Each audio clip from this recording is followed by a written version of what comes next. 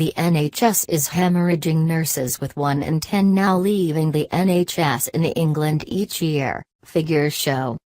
More than 33,000 walked away last year, piling pressure on understaffed hospitals and community services.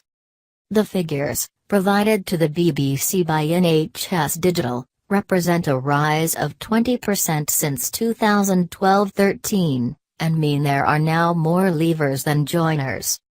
Nurse leaders said it was a dangerous and downward spiral, but NHS bosses said the problem was being tackled. The figures have been compiled as part of an in-depth look at nursing by the BBC. We can reveal.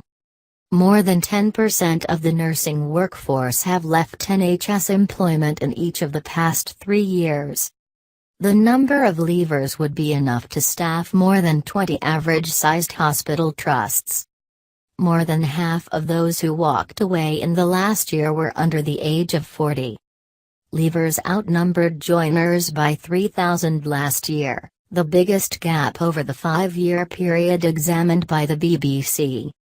Brexit may have had an impact. The number of EU nurses leaving has trebled since 2012-13 to nearly 4,000 last year.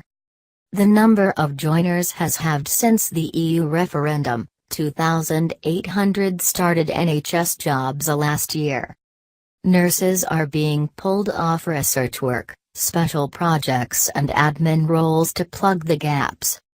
Other parts of the UK are also experiencing problems retaining nurses.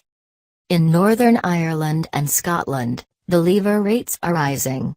In the most recent years, 7.5% of nurses left NHS employment in Northern Ireland and 7.2% did so in Scotland. But in both nations, the number of joiners outnumbered leavers.